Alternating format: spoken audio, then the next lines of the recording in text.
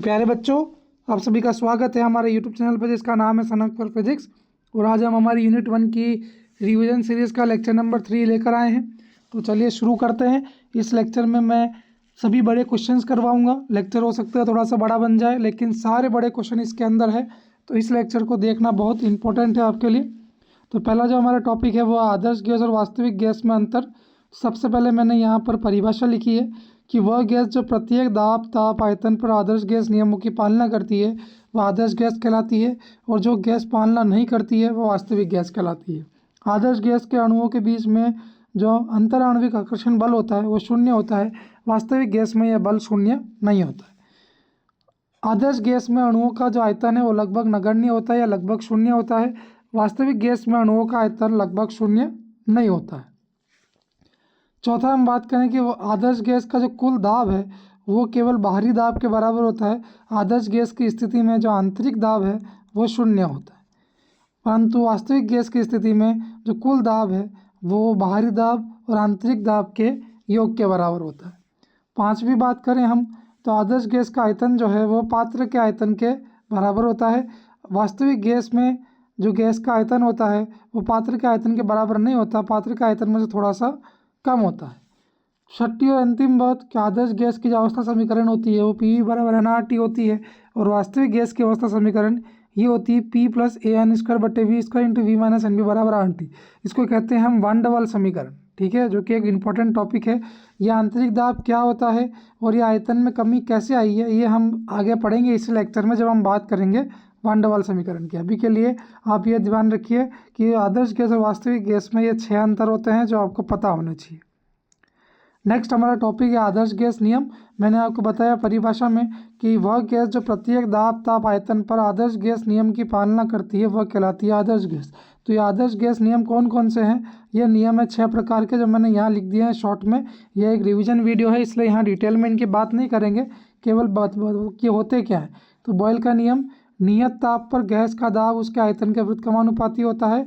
Gas मतलब आदर्श gas.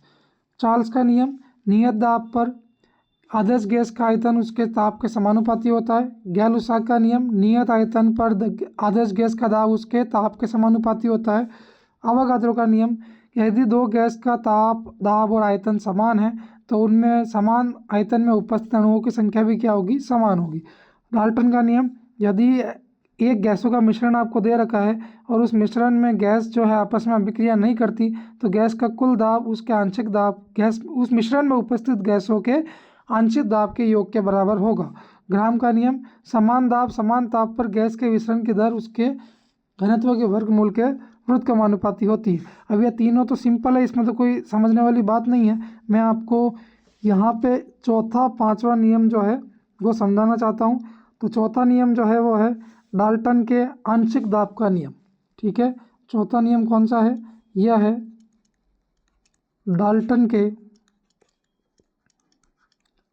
आंशिक दाब का नियम। सबसे पहले हम ये बात करेंगे कि आदर्श गैस जो है वो दाब कैसे लगाती है दीवारों के ऊपर, ठीक है। तो मान लीजिए यहाँ पर एक पात्र है मेरे पास और यहाँ पर ये गैस के अणु हैं। तो गैस के अणु जो है वो सभी दिशाओं में गति कर रहे हैं इस प्रकार से, ठीक है। कोई यहाँ गति जा रहा है, कोई इस तरफ जा रहा है, कोई नीचे जा रहा है, कोई ऊपर जा रहा है, इस प्रकार से, ठीक है।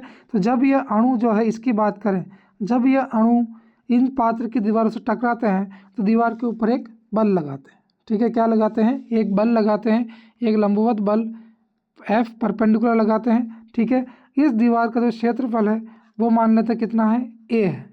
तो प्रति इकाई क्षेत्रफल पर जो लंबवत बल लगेगा वही क्या कहलाएगा? इस गैस का बाहरी दाब कहलाता है। अर्थात अगर A क्षेत्रफल है और उस पर जो लंबवत बल है वो F परपेंडिकुलर है तो इकाई क्षेत्रफल पर लगने वाला बल होगा F परपेंडिकुलर बटा A। और यही क्या है? यही है दाब P, जिसको हम कहते हैं बाहरी दाब, ठीक है बच्चों। ये आपको पता होना चाहिए कि बाहरी दाब क्या होता है। गैस के अणु जब गति करते हैं तो गति करते हुए वो अणु जो है बर्तन की दीवारों से टकराते हैं और बर्तन की दीवारों पर टकराते वक्त वो दीवार पर कुछ बल लगाते हैं। तो प्रति इकाई क्षेत्रफल पर लगने वाला बल ही क्या है? गैस के दाब के या बाहरी दाब के बराबर होता है, ठीक है। तो यहाँ पे मान लेता हूँ कि डाल्टन के आंशिक दाब के नियम को समझने के लिए मेरे पास दो गैस है, गैस नंबर 1 और गैस नंबर 2। ठीक है, तो यहाँ पे मेरे पास दो गैस है, पहली है गैस नंबर 1 और दूसरी है गैस नंबर 2। अब गैस नंबर 1 जो है उसको पात्र में रखा गया है, तो इसके अणु जो दीवार पर जो दाब लगाएंगे वो है P1। ठीक है, P1 क्या है? इस गैस नंबर 1 का आंशिक दाब, P1 को कहते हैं गैस 1 का आंशिक दाब।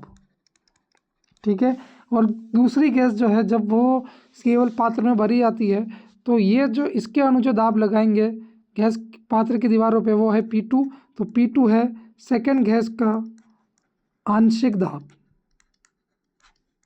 ठीक है, अब इन दोनों गैसों का एक मिश्रण लिया जाता है जिसमें गैस 1 और गैस 2 दोनों उपस्थित है।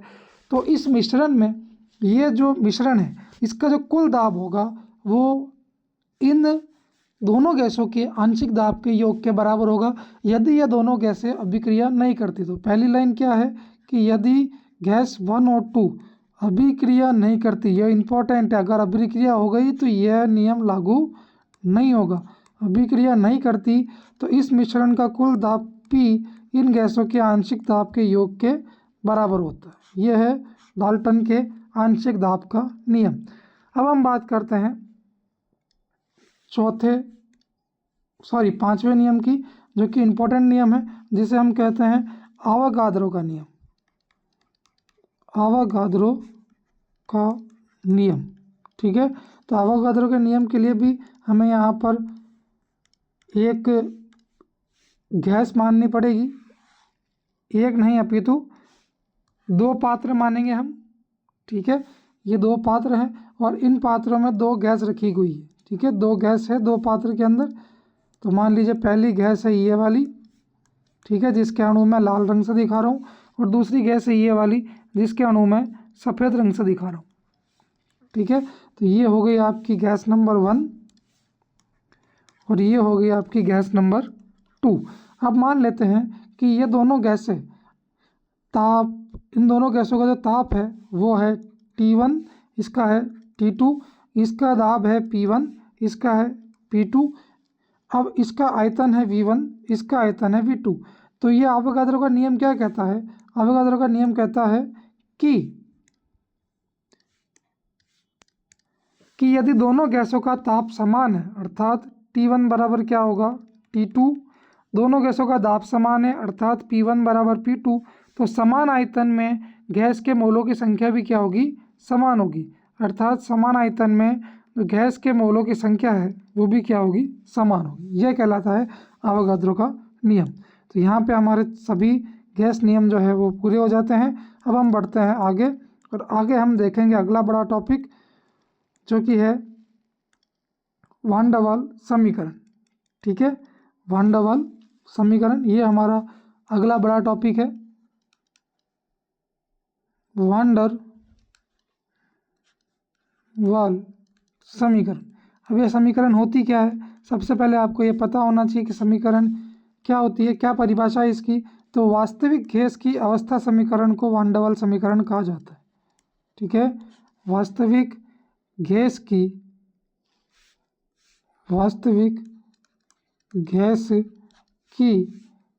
अवस्था समीकरण को ही वान डर वाल समीकरण कहा जाता है।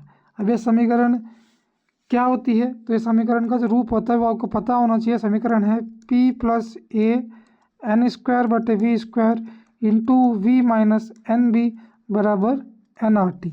यहाँ पे P है गैस का बाहरी दाब, ठीक है, ये सब आपको पता होना चाहिए। ये है गैस का बाहरी दाब, ठीक है। V है पात्र का आयतन जिसमें गैस रखी गई है।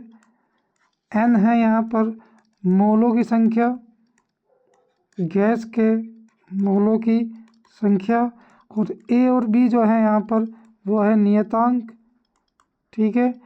T जो है वो है गैस का ताप, T जो है वो है गैस का ताप, और R को कहते हैं सार्वभौमिक गैस नियतांक जिसका मान होता है 8.31 जूल प्रति मोल इंटू केल्विन। ठीक है बच्चों, तो ये दो बातें पहले आपको पता होनी चाहिए कि वान डर वाल्स समीकरण क्या है। तो वास्तविक गैसों की अवस्था समीकरण को वान डर वाल्स समीकरण कहते हैं और इस समीकरण का रूप क्या है, P+a n² / v² ठीक है। अब यहाँ पर दो चीज़ें आती है, शुरू करते हैं इसकी डेरिवेशन। तो पहली जो डेरिवेशन है, सबसे पहली जो आपको पता होनी चाहिए कि इसकी डेरिवेशन आपको कहाँ से शुरू करनी है, मैं यहाँ आपको याद भी करवा दूंगा, बड़ी सिंपल है। देखिए सबसे पहले इसके अंदर एक आता है आयतन संशोधन, ठीक है, एक होता है आयतन संशोधन और एक होता है दाब संशोधन, दाब संशोधन। ठीक है, तो आयतन संशोधन क्या होता है, आयतन संशोधन जो है उसे लिखा जाता है NB से। ठीक है, ये होता है NB। और जो दाब संशोधन है या NB और जो दाब संशोधन AN²/V², उसको कैसे लिखते हैं एक बार देखते हैं हम, फिर हम बात करेंगे। सबसे पहले बात करते हैं आयतन संशोधन की। तो मान लीजिए कि मैं यहाँ पर एक पात्र मानता हूँ और पात्र जो है इस बार मैं 2D में लूँगा, 2D में, क्योंकि 2D में समझना थोड़ा आसान होता है। तो ये मान लीजिए पात्र है, ये आदर्श गैस है और यहाँ पे मैं लेता हूँ वास्तविक गैस। ठीक है, आदर्श गैस और वास्तविक गैस। तो आदर्श गैस के अणुओं का आयतन क्या होता है, बहुत ही, अणुओं का आयतन लगभग 0 होता है। तो ये मान लीजिए आदर्श गैस के अणु हैं। और वास्तविक गैस का जो आयतन है, अणु होते हैं वो थोड़े बड़े होते हैं, उनका जो आयतन है वो नगण्य नहीं होता है। तो उसके लिए मैं यहाँ पे वास्तविक गैस के जो अणु हैं उनके जो आकार है उनको थोड़ा सा बड़ा मानूंगा। ठीक है, तो ये है आपकी वास्तविक गैस और ये है आपकी आदर्श गैस। अब अगर मान लीजिए गैस का आयतन क्या होता है, इसको समझिए। गैस का आयतन क्या होता है, गैस के पास, गैस के अणुओं के पास स्वतंत्रता से गति करने के लिए जितना आयतन है वो गैस का आयतन कहलाता है। ठीक है, अभी तक जो हम ले रहे थे वो पात्र का आयतन था। तो ये हमने जब पात्र लिया है, मान लीजिए इसका आयतन कितना है V, पात्र का आयतन कितना है V। लेकिन गैस का आयतन क्या होता है, उससे हम लिखते हैं Vg से। क्या होता है, अणुओं के पास स्वतंत्र गति करने के लिए जो आयतन होता है उसे हम कहते हैं गैस का आयतन। ठीक है, अणुओं के पास स्वतंत्र गति के लिए उपस्थित आयतन। तो इसको समझते हैं, देखें आता क्या है।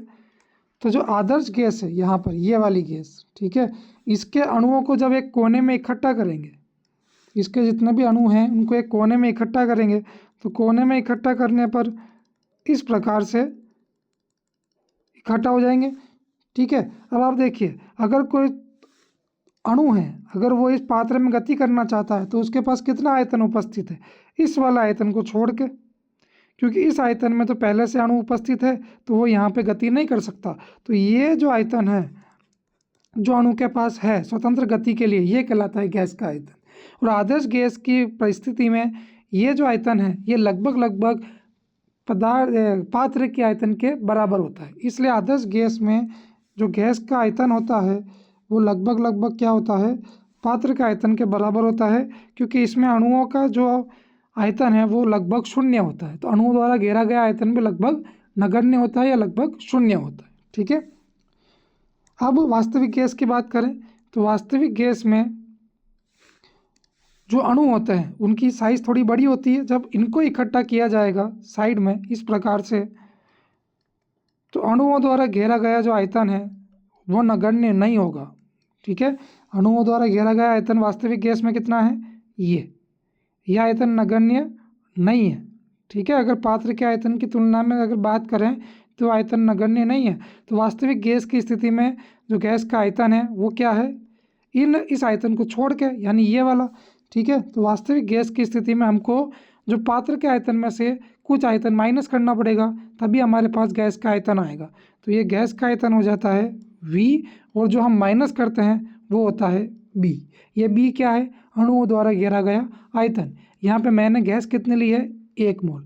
अगर मैं N मोल लूँगा, अगर मैं यहाँ पर कितने लूँगा, N मोल, तो N मोल लेने पर यह जो आयतन है यह आयतन हो जाएगा V - NB। n मोल लेने पर जो आयतन है गैस का वो हो जाएगा V माइनस एन बी। ठीक है, तो इसको आप ध्यान में रखिएगा। यही है आपका वास्तविक गैस का आयतन, जिसको हम कहते हैं आयतन संशोधन। क्या है कि वास्तविक गैस में जो गैस का आयतन है वो पात्र के आयतन के बराबर नहीं होता, क्योंकि वास्तविक गैस में अणुओं की जो साइज है, आकार है, वो बड़ी होती है। तो अणु द्वारा घेरा गया आयतन हमको पात्र के आयतन में से माइनस करने पर गैस का आयतन प्राप्त होता है। ठीक है, आगे हम बात करते हैं गैस के दाब की या दाब संशोधन की। तो आइए देखते हैं कि दाब संशोधन क्या होता है। तो यहाँ हम बात करेंगे दाब संशोधन की। ठीक है, अब दाब क्या होता है ये तो मैं आपको यहाँ बता चुका हूँ कि गैस के जो अणु होते हैं, गैस के अणु पात्र की दीवारों पर जो प्रति इकाई क्षेत्रफल में बल लगाते हैं उसे हम दाब कहते हैं। परंतु बच्चों, यह जो दाब है ये बाहरी दाब है। अर्थात मान लीजिए कि मैं यहाँ पर एक पात्र लेता हूँ इस प्रकार से, और इसके अंदर मैंने कुछ गैस भरी हुई है, ये गैस हो गई। ठीक है, अब ये गैस के अणु जो है पात्र की दीवारों से टकराएंगे, उससे बनेगा बाहरी दाब, जिसको हम लिखते हैं PE से। ये क्या है, ये है मान लीजिए बाहरी दाब। ठीक है, या P एक्सटर्नल।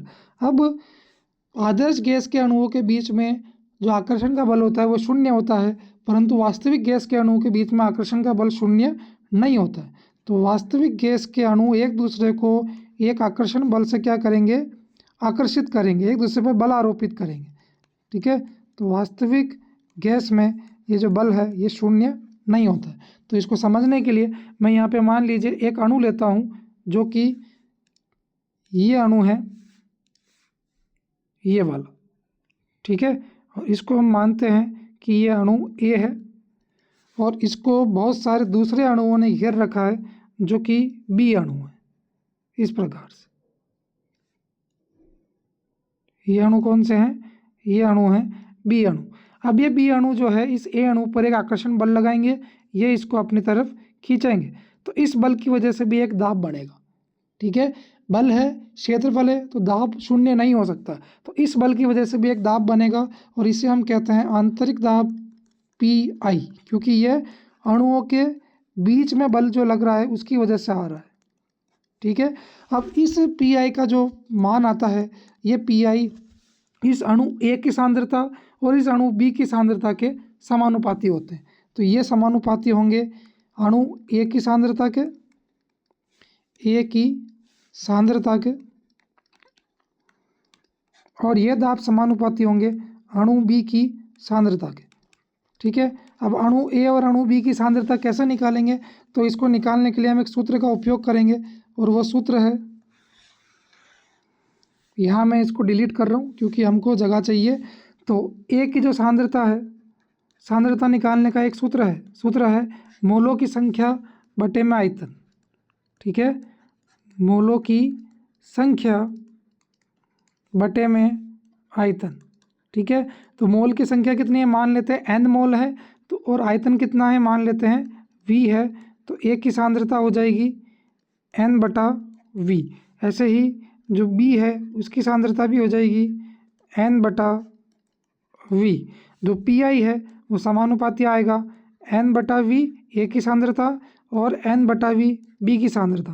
तो यहाँ से आप देखेंगे कि PI जो है वो आ रहा है समानुपाती N स्क्वायर बटे V स्क्वायर। समानुपाती का जब निशान हटाएंगे तो एक नियतांक आएगा, वो है N स्क्वायर बटे V स्क्वायर। ये जो आया है ये सूत्र आंतरिक दाब के सूत्र के बराबर होता है, PI बराबर AN स्क्वायर बटे V स्क्वायर।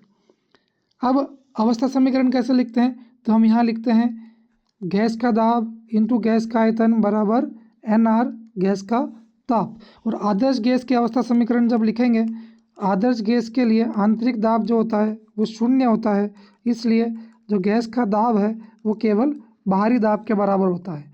गैस का आयतन भी पात्र के आयतन के बराबर होता है, तो आदर्श गैस की समीकरण बनती है P इंटू V बराबर nRT। ठीक है, परंतु वास्तविक गैस के लिए, वास्तविक गैस के लिए जो समीकरण बनेगी वो बनेगी कुछ अलग। तो वास्तविक गैस के लिए गैस का जो दाब है वो बाहरी दाब और आंतरिक दाब के योग के बराबर होता है, जो कि PA_n²/V², और गैस का जो आयतन है वो होता है V-NB।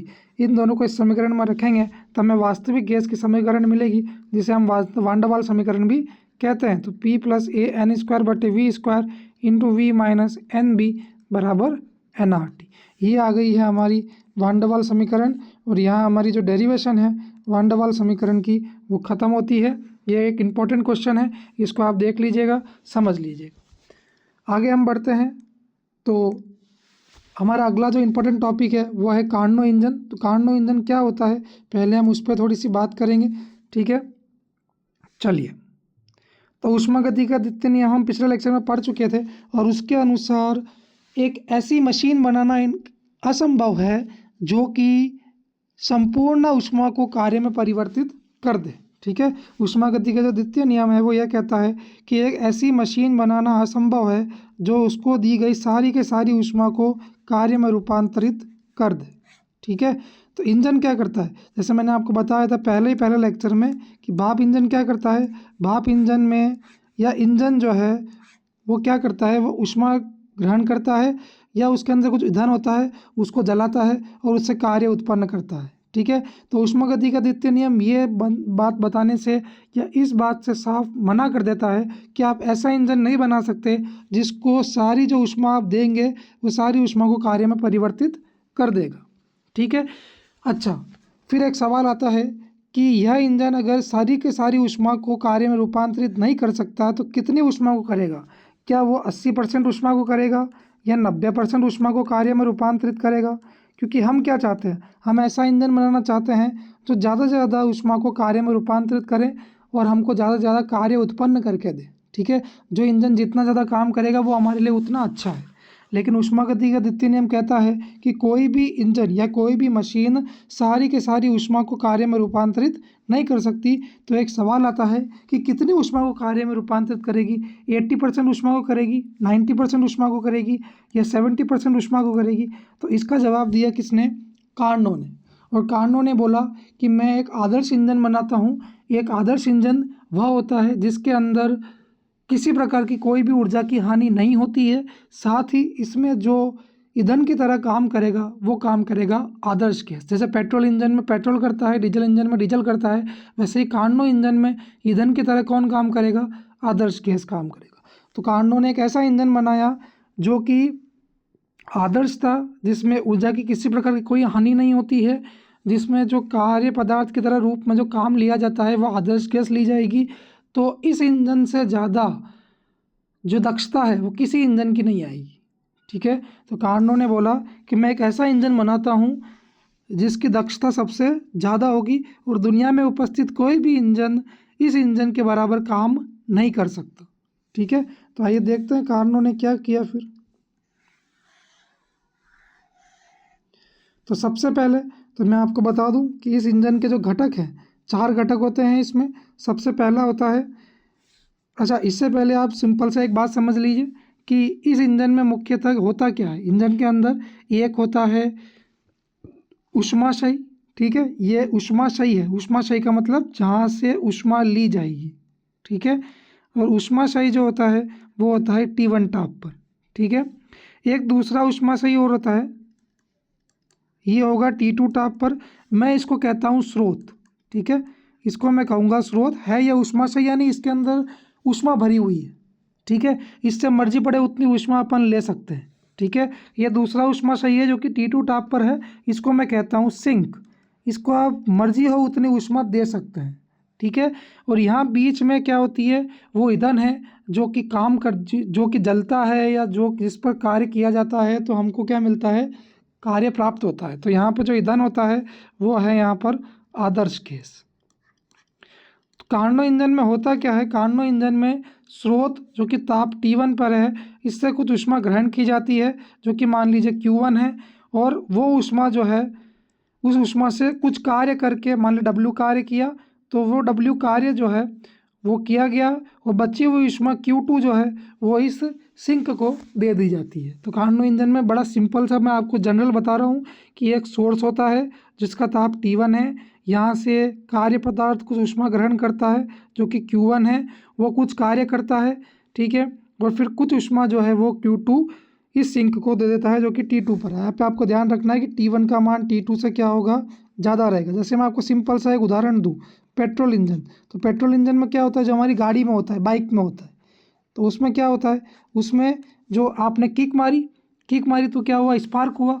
स्पार्क से क्या होगा, ये पेट्रोल जलेगा, पेट्रोल से क्या होगा, ऊष्मा बनेगी, उस ऊष्मा से गाड़ी आगे चलती है और बची हुई जो ऊष्मा है जो कि काम में नहीं आई वो साइलेंसर से बाहर निकल जाती है, ठीक है। तो जो ऊष्मा ग्रहण करी वो हो गई Q1। आपकी गाड़ी को चलने में जो उसने कार्य किया वो किससे किया, इसी Q1 से किया। तो गाड़ी जो आगे बढ़ी उसने कुछ कार्य किया, वो कार्य कहाँ से आया, इसी Q1 से आया। और बची हुई जो ऊष्मा है Q2 वो गाड़ी ने बाहर निकाल दी, जो कहाँ से निकलेगी, साइलेंसर से निकलेगी, ठीक है। आपने देखा होगा कि गाड़ी जब चलती है तो साइलेंसर से ऊष्मा निकलती है, इसी वजह से साइलेंसर क्या होता है, गर्म हो जाता है, ठीक है। तो इस प्रकार से कार्नो इंजन या कोई भी इंजन कार्य करता है। अब कार्नो इंजन के बारे में कुछ बातें आपको एग्जाम की कॉपी में लिखनी है। वो क्या है, मैंने आपको बता दी कि कार्नो इंजन जो है वो एक उत्क्रमणीय इंजन है, ठीक है। एक बार मैं यहाँ लिख ही भी देता हूँ कि कार्नो इंजन जो है वो एक वैज्ञानिक थे साडी कार्नो, उन्होंने दिया था, कब दिया था, 1824 में दिया था, ठीक है, 1824 में दिया था साडी कार्नो ने, ठीक है। ये क्या है, यह एक आदर्श ऊष्मा इंजन है, आदर्श ऊष्मा इंजन है, ठीक है। इसमें किसी प्रकार की कोई ऊष्मा की हानि नहीं होती। ये दो बातें पहले आपको लिखनी पड़ेगी। फिर हम आगे बढ़ते हैं कि इसमें कौन कौन से घटक होते हैं, ठीक है। तो आइए देखते हैं। सबसे पहले इसमें होता है एक सोर्स, ठीक है, या फिर हम बात करें कि एक कार्य पदार्थ होता है। जैसे ईंधन होता है ना, पेट्रोल इंजन में पेट्रोल होता है, डीजल इंजन में डीजल होता है, वैसे कार्नो इंजन में जो कार्य पदार्थ होता है वो होता है आदर्श गैस। तो ये इसका पहला घटक हो गया। दूसरा इसमें आता है एक कुचालक स्टैंड। कुचालक स्टैंड जो होता है, इसकी जो दीवारें हैं वो उसमें कुचालक से बनी होती है, यानी ये दीवारें ना तो ऊष्मा को अंदर आने देगी और ना ऊष्मा को बाहर जाने देगी, ठीक है। फिर आता है एक स्रोत। ये स्रोत एक तरीके से क्या होता है, यह स्रोत एक ऊष्माशय है। ऊष्माशय मतलब यहाँ पे इसके अंदर अनंत ऊष्मा समाहित है, आप चाहे उतनी ऊष्मा यहाँ से ग्रहण कर सकते हैं, इस स्रोत से ग्रहण कर सकते हैं। फिर आता है एक सिंक, ये भी एक ऊष्माशय है, इसके अंदर आप जितनी चाहे उतनी ऊष्मा इसको दे सकते हैं, ठीक है। दो बातें आपको पता होनी चाहिए स्रोत और सिंक के बारे में। स्रोत जो है इसकी ऊष्माधारिता अनंत होती है, यानी आप जितनी मर्जी उतनी ऊष्मा इससे लीजिए, इसको कोई फर्क नहीं पड़ेगा, ठीक है। यह एक ऊष्मा का समुद्र है, ठीक है, जैसे पानी का समुद्र होता है ना, ये ऊष्मा का समुद्र है, इसमें से चाहे जितनी ऊष्मा लीजिए इसको कोई फर्क नहीं पड़ेगा। इसी प्रकार से इसकी ऊष्माधारिता भी अनंत होती है, इससे चाहे जितनी ऊष्मा निकालिए इसको कोई फर्क नहीं पड़ेगा। तो ये चार घटक हैं, आपको लिखने हैं कॉपी में। पहला है कार्य पदार्थ, आदर्श गैस, फिर कुचालक स्टैंड, फिर स्रोत, फिर सिंक। स्रोत के बारे में दो बातें ध्यान रखनी है। स्रोत का ताप T1 होता है, इसकी जो ऊष्माधारिता है वो अनंत है, जितनी मर्जी ऊष्मा इससे ले सकते हैं। सिंक का तापमान T2 होता है, इसकी ऊष्माधारिता अनंत है, जितनी मर्जी ऊष्मा इसको दे सकते हैं, साथ ही T1 का मान T2 से ज़्यादा होगा, ठीक है। इतनी बातें आपको पता होनी चाहिए इसके घटक के बारे में। आगे हम बात करते हैं। तो जो कार्नो इंजन होता है उसमें चार प्रकार के प्रक्रम होते हैं, एक एक करके सबकी बात करेंगे। तो सबसे पहले जो प्रक्रम होगा पहला वो है समतापी प्रसार, ठीक है, पहला प्रक्रम। दूसरा प्रक्रम जो होगा वो होगा रुद्धोष्म प्रसार, ये दूसरा प्रक्रम है। सबकी बात करेंगे एक एक करके ताकि आपको पूरा समझ में आ जाए। तीसरा जो प्रक्रम है वो है समतापी संपीडन, और चौथा जो है वो है रुद्धोष्म संपीडन, ठीक है। तो ये चार जो हैं ये इंपॉर्टेंट प्रक्रम है, हम एक एक करके इसकी बात करते हैं। सबसे पहले सबसे पहले क्या किया गया है, आपको लाइन से देखना है, समझना है, यही आपको लिखना है। सबसे पहले हम क्या करेंगे, जो आपकी आदर्श गैस है उसे स्रोत पर रखेंगे। ठीक है, सबसे पहले जो भी आदर्श गैस है उसे रखा जाएगा किसके ऊपर, स्रोत के ऊपर। जैसा मैंने आपको चित्र में दिखाया है, ये आपकी आदर्श गैस है, इसको हम रखेंगे स्रोत के ऊपर। ठीक है, इसके बाद में स्रोत के ऊपर कुछ इस पिस्टन को बहुत धीरे धीरे धीरे धीरे धीरे ऊपर उठाएंगे। ठीक है, तो अगली स्टेप क्या है, पिस्टन को बहुत धीरे धीरे आराम से ऊपर उठाना, एकदम से नहीं उठाना, बहुत धीरे धीरे ऊपर उठाएंगे। जब आप ऊपर उठाएंगे तो आपको पता है कि क्या होगा, गैस का प्रसार होगा, गैस का आयतन बढ़ेगा और गैस का प्रसार होगा। ठीक है, जब प्रसार होगा तो गैस जो है वो ठंडी होगी, परंतु यहाँ मैंने लगा रखा है स्रोत, इस स्रोत से गैस चाहे उतनी ऊष्मा ले सकती है। तो जब गैस का प्रसार होगा, ऊपर उठाने से क्या होगा, गैस का प्रसार होगा, प्रसार होने से क्या होगा, गैस होगी ठंडी, परंतु ठंडी होने से गैस मर्जी पड़े उतनी ऊष्मा इस स्रोत से ले सकती है। तो ठंडी होने पर गैस क्या करेगी, इस स्रोत से ऊष्मा को ग्रहण करेगी। जब स्रोत से ऊष्मा को ग्रहण करेगी तो गैस का ताप वापस पहले जा उतना हो जाएगा। ठीक है, ध्यान से समझ लीजिएगा, बहुत इंपॉर्टेंट क्वेश्चन है। आदर्श गैस को स्रोत पर रखेंगे, पिस्टन को धीरे धीरे ऊपर उठाएंगे, इससे गैस का प्रसार होगा, गैस ठंडी होगी, गैस का ताप घटेगा। परंतु गैस को हमने रख रखा है स्रोत से, या स्रोत से ऊष्मा ग्रहण करेगी और वापस गैस का ताप क्या हो जाएगा, बढ़ जाएगा। तो गैस का ताप जितना था उतना ही वापस से हो जाएगा। ठीक है, अब ये जो है इस प्रक्रम में जो ताप है वो नियत रहेगा, वो ताप नहीं बदलेगा। क्यों नहीं बदलेगा, क्योंकि गैस जब प्रसार करेगी तो वो ठंडी होगी, ठंडी होते ही गैस क्या करेगी, इस स्रोत से कुछ ऊष्मा ग्रहण कर लेगी, उसका ताप वापस क्या हो गया, समान हो गया। आपने फिर पिस्टन थोड़ा ऊपर उठाया, फिर से वो प्रसार करेगी, फिर वो ठंडी होगी, फिर वो स्रोत से कुछ ऊष्मा ग्रहण कर लेगी, फिर उसका ताप क्या होगा, बढ़ जाएगा। अर्थात पूरे प्रक्रम में जो गैस का ताप है वो नियत रहेगा, इसलिए इसको नाम दिया गया है समतापी प्रसार। ठीक है, और इस प्रसार में गैस ने ताप नियत करने के लिए कुछ ऊष्मा ग्रहण करी, तो वो ग्रहण की गई ऊष्मा क्या है, वो ऊष्मा ग्रहण की गई है वो है Q1। Q1 क्या है, गैस द्वारा ग्रहण की गई ऊष्मा। ठीक है, याद रखेगा क्यों करी गई है, क्योंकि गैस का ताप जो है वो नियत रखना है, और ताप नियत रखने के लिए उसे ऊष्मा ग्रहण करनी पड़ेगी, क्योंकि जब जब प्रसार होगा तब तब गैस का आयतन बढ़ेगा, तब तब गैस ठंडी होगी, गैस का ताप गिरेगा। परंतु गैस को स्रोत पर रखा है, गैस कुछ ऊष्मा को ग्रहण करेगी, उसका ताप फिर से कितना हो जाएगा, पहले था उतना ही हो जाएगा। इस प्रक्रम में Q1 जो है गैस द्वारा ग्रहण करी गई ऊष्मा है। ठीक है, अब प्रसार में कुछ काम भी होता है। ठीक है, तो वो कार्य का सूत्र आपको पता होना चाहिए। समतापी प्रसार में जो कार्य होता है वो होता है RT1 log base to power E और आएगा V2 बटा V1। ठीक है, अब ये V2 V1 क्या है, तो मान लीजिए यह आपकी गैस थी और यहाँ पे मैंने जो है ये आपका पिस्टन था इस प्रकार से। तो अभी जो गैस का आयतन था वो V1 था। कुछ समय बाद ये पिस्टन जो है वह उठ के कहाँ आ जाएगा, यहाँ पे आ जाएगा, क्योंकि हमने गैस को प्रसार किया है। तो पिस्टन थोड़ी देर बाद यहाँ आएगा, तो गैस का आयतन क्या हो गया, बढ़ गया। पहला आयतन कितना था, ये था, लेकिन पिस्टन क्या हुआ, ऊपर उठा, तो अब गैस का आयतन कितना हो गया, ये हो गया। तो बाद वाला जो आयतन है वो है V2, पहले वाला जो आयतन है वो है V1, और जो ताप है गैस का जो कि नियत था वो है T1। तो जो कार्य होगा वो कार्य होगा समतापी प्रसार में कितना होगा, W1 बराबर RT1 log base to power E V2 बटा V1। अब यहाँ पे एक PV आरेख भी बनता है। तो PV आरेख कैसा बनेगा, ये मान लीजिए A अवस्था है जहाँ से गैस ने कार्य करना शुरू किया। यह गैस का दाब था P1, आयतन था V1, ताप था T1, और गैस का समतापी प्रसार हुआ, गैस की अवस्था बदल गई, गैस का आयतन बदल के हो गया V2, दाब बदल के हो गया P2, परंतु जो ताप है वो क्या है, नियत रहेगा, क्योंकि समतापी प्रसार है इसलिए गैस का ताप नियत रहेगा, और PV वक्र कुछ इस प्रकार से बनेगा। तो ये पहली प्रक्रिया जो है यहाँ पर ख़त्म होती है। अब हम चलते हैं नेक्स्ट के ऊपर। तो नेक्स्ट में ये हमारा PV वक्र यहाँ बन चुका है। ये जो ऊष्मा ग्रहण करी थी वो Q1 थी, और संपूर्ण प्रक्रम में जो ताप है वो नियत था, जो कि है T1। अब देखिए दूसरा क्या है, रुद्धोष्म प्रसार। रुद्धोष्म प्रसार में क्या होगा, आप ये जो आदर्श गैस है इसे हम रखेंगे सोर्स से हटाकर किस पे, इंसुलेटिंग पैड पे, जो ऊष्मीय कुचालक से निर्मित आपका स्टैंड था इसके ऊपर हम रखेंगे इस आदर्श गैस को।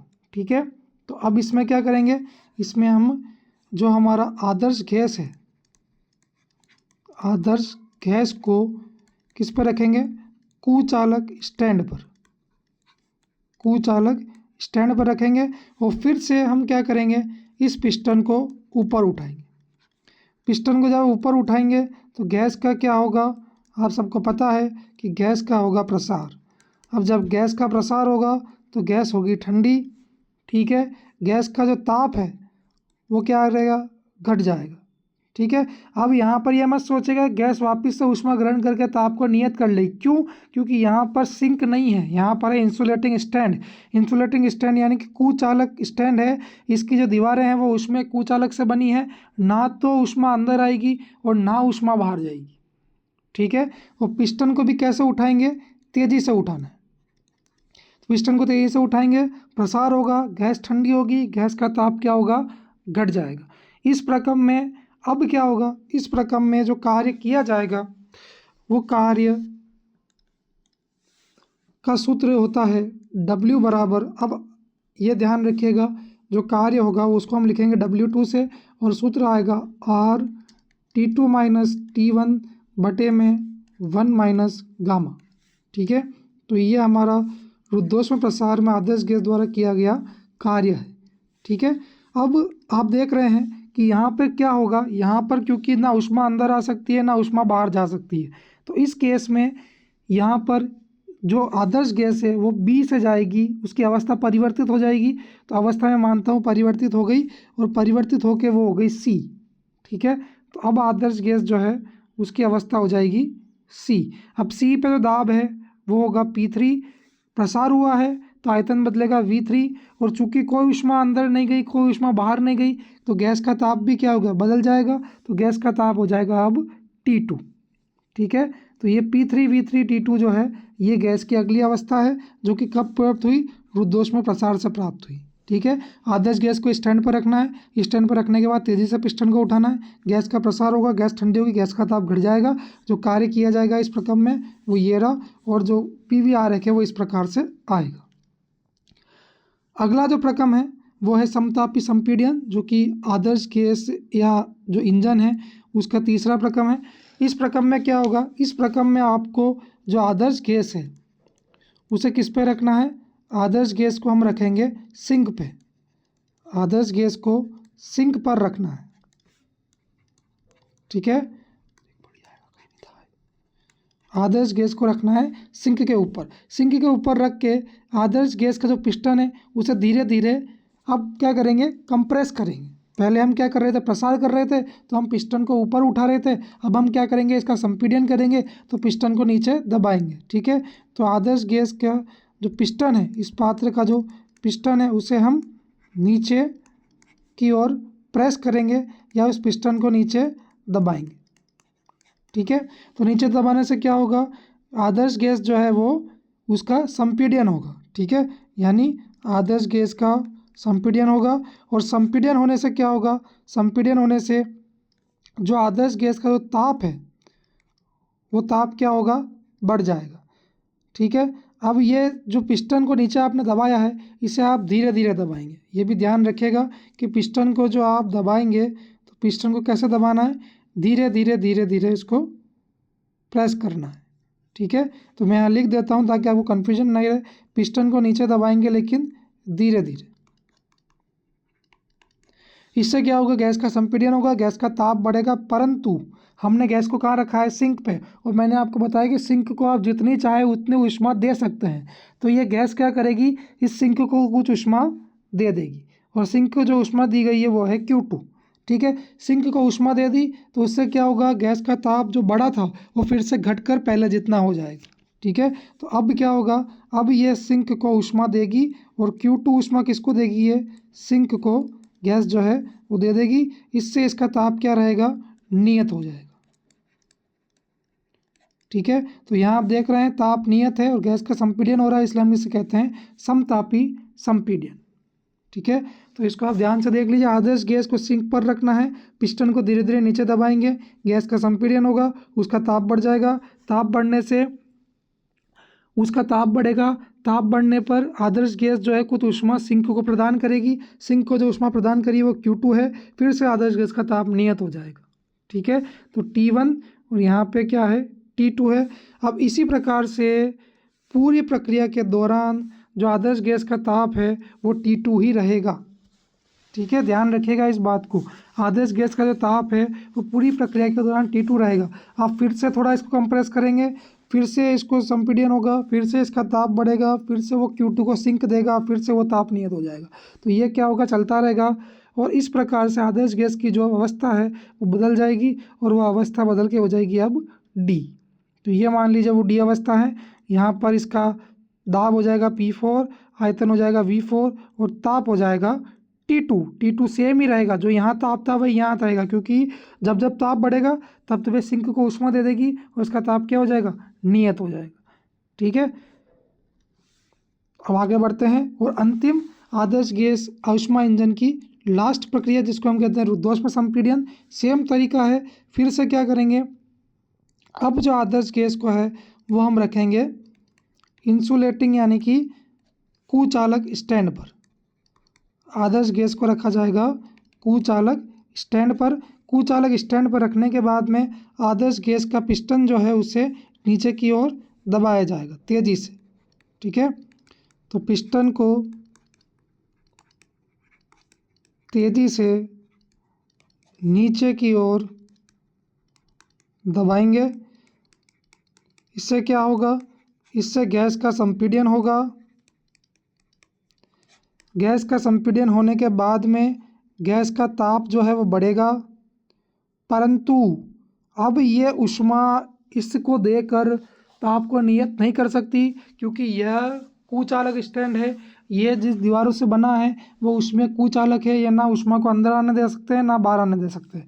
तो ये संपीड़न होगा, इससे ताप क्या हो जाएगा, बढ़ जाएगा और ताप बढ़ने पर गैस की अवस्था बदल जाएगी। तो गैस की अवस्था बदल के फिर कितनी हो जाएगी, A के बराबर।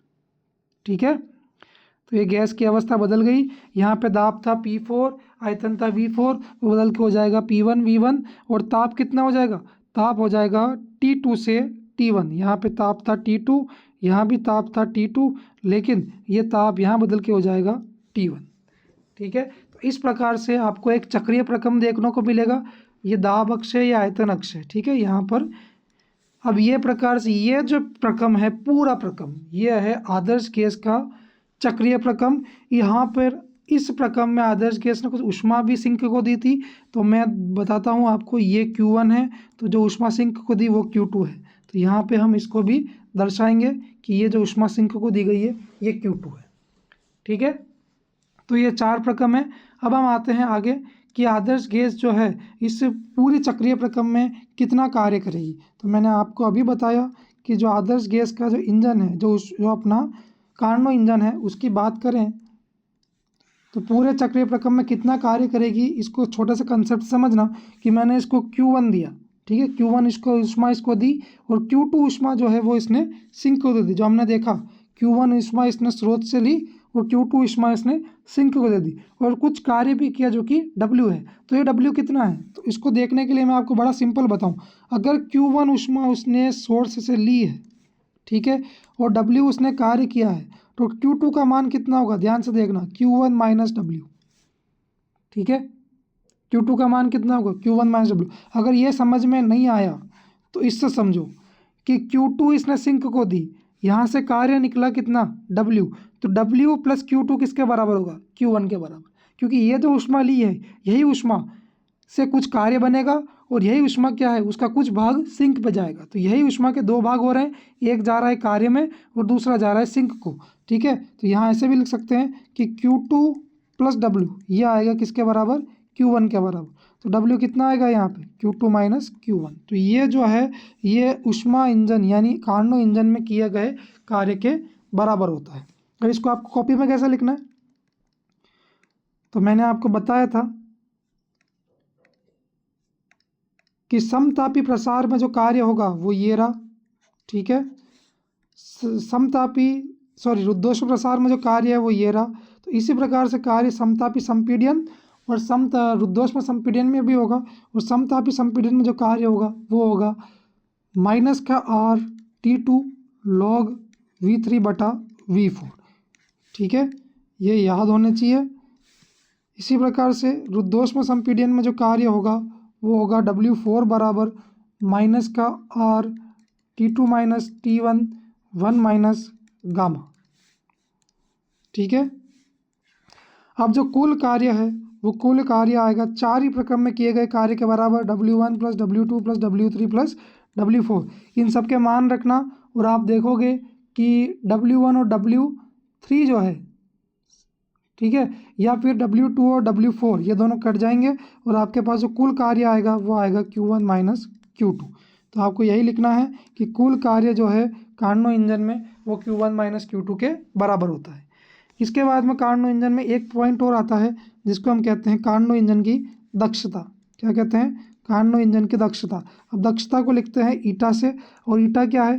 कार्नो इंजन द्वारा किया गया कार्य भाजक में कार्नो इंजन द्वारा ग्रहण की गई ऊष्मा, इसका अनुपात को ईटा कहते हैं दक्षता, ठीक है। यानी क्या है?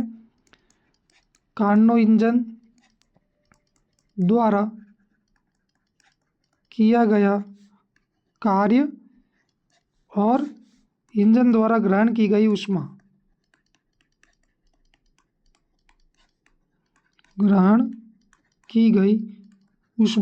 ये होती ईटा के बराबर। तो ईटा की वैल्यू आ जाएगी W/Q1। W का मान है Q1 माइनस Q2 और बटे में आएगा Q2। जब Q2 को अलग करेंगे तो ईटा का सूत्र बनेगा 1 माइनस Q2/Q1, ठीक है। तो ये है कार्नो इंजन की दक्षता, ईटा बराबर 1 माइनस Q2/Q1। आगे हम बात करते हैं यहाँ पे Q2/Q1 जो है, ठीक है, यहाँ पे जो Q2/Q1 है उसका मान होता है T2/T1 के बराबर। Q2 क्या है, Q1 क्या है, सब बता चुका हूँ मैं। तो इनका जहाँ मान ये रखेंगे यहाँ पर, तो ईटा का मान आएगा 1 माइनस T2/T1। तो ये एक और कार्नो इंजन की दक्षता का एक और सूत्र है, ठीक है। अब कार्नो इंजन की दक्षता अगर प्रतिशत में चाहिए तो इस सूत्र को 100 से गुणा कर लीजिए। तो दोनों सूत्रों को जब 100 से गुणा करेंगे तो आपके पास कार्नो इंजन की दक्षता प्रतिशत में आ जाएगी। कैसे आएगी?